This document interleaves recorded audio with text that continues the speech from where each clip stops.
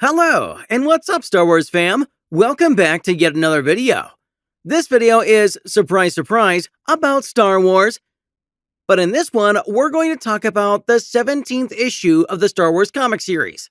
Honestly, it was a shocker for some fans, and if you've been a fan of the comic series, you must have been surprised too. There is no doubt that Luke is a better pilot, and in the battles that takes place in the comics, Vader's emotions get in the way. Luke does not only operate based on his intuition, but also accounts for his belief in the Force, just like Obi-Wan taught him. He didn't outgun Darth Vader, rather he simply outsmarted him and outmaneuvered him. This turn of events led Darth Vader to crash his TIE fighter. Once, Luke has a real chance to actually kill him from his X-Wing, but I assume lucky for Luke, he did not respond in that way. He simply went for Han Solo because he wanted to save him as soon as possible.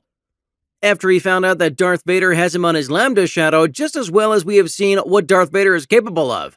It is one of the reasons he didn't even flinch while he fought Vader, and again in my opinion, it would not have been good for Luke. Darth Vader is portrayed very strong in the movies, he is very powerful, but the comics show a different side of him. He's actually relentless. Luke opened communication with the Millennium Falcon where Leia, Lando, Chewie, and Lobot were residing. Unfortunately though, the Millennium Falcon system was not working at this moment and they were stuck. They needed to get it fixed as soon as possible.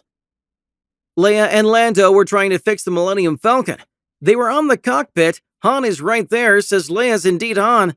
Leia and Lando were trying to fix the Millennium Falcon. They were on the cockpit and Han is right there. Leia indeed, Han was as close to her now as he will be for a very long time. Leia says he is on that shuttle waiting for us.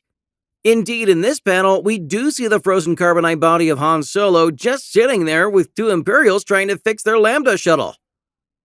Both of them were optimistic, but it's going to take a lot more than just optimism to pull this pile of junk back, but things got more complicated. You could say the douche did hit the fan. Finally, the team has found the problem, and it's none other than Lando, who is trying his best and in the end does succeed as Chewbacca pulls him out quickly. Darth Vader and Luke sees those hot fighters will reach the shuttle before we can. We need Luke says, read out loud, and clear Leia says. Luke from his X-Wing says, I can try to scare off some of those huts and buy you some time to go get Han. All of a sudden, from the clouds emerges the TIE advanced of Darth Vader going straight for Luke. As a fireball just goes over Luke's head, Vader says nothing, and he is now determined to get his son once after all. You might ask, how did Vader do this? Well, in the early pages, when Luke says Vader is going nowhere and Vader is just standing above his TIE, that is not exactly how it ended. You can say that Darth Vader has invented a new force power using telekinesis. He has now risen to a Force Engineer Master, and he extends his hand, lifting not only his TIE advanced, but every rock that was impeding his vehicle. Here you can see what Yoda meant, size matters not, as Vader's not phased at all, using every inch of power he had. Inside, he saved his TIE advanced from certain doom, and not only that, but he even goes on to fix the mechanical problems that the TIE advance had once it crashed. As you can see, he is flying without a problem. You can say that Vader has now practically used a new force power called Force Engineering. I know this is all my idea and I made it all up, but it does make sense. You would agree to that at least, and I would love it if this was an official force power. Force Engineering and the only Force user to use this with Darth Vader. How cool would that be?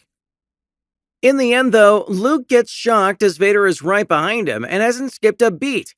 Luke, are you still alright? What's the matter? Says Leia. I'm sorry I can't come to help, but I'll be there as soon as I can. What? Why not? Says Leia. It's Vader. This isn't over. And again, Luke has to outmaneuver his father, who is right behind him, and this story, of course, is far from over. Everything is transpiring as the comic writes, have foreseen, and there will be an ultimate climax between Luke and Vader. We see that Vader's crash meant nothing. Vader is again slowly redeeming himself, and I kind of understand the comic readers here because they showed through Darth Vader that Luke is progressing a lot. He's becoming a much better pilot. However, a better pilot than Darth Vader, that might be a stretch as of now, because we did kind of see Luke defeat Darth Vader in flight combat. However, this shows that Darth Vader is so relentless that you can't actually let your guard down. The moment Luke thinks it's over, Vader has nowhere to go, and he could go help Leia. He is gravely mistaken because Darth Vader will do everything in his power to actually circumvent your trap and throw it right in your face. And this is exactly what happened. Luke did beat him at that moment in time, however, immediately afterwards, he was shocked to see that Darth Vader had immediately fixed his TIE Advanced and was now coming against him as if nothing had happened. Luke knows that if there would be any other pilot, he would have been dead in the water, but not Darth Vader. Darth Vader does not die that easily, and Luke is about to find that out the hard way. There will be much bigger consequences coming in future comic series. For that, be sure to leave a like and subscribe to the channel. Thanks again for watching, and I will see you in the next one.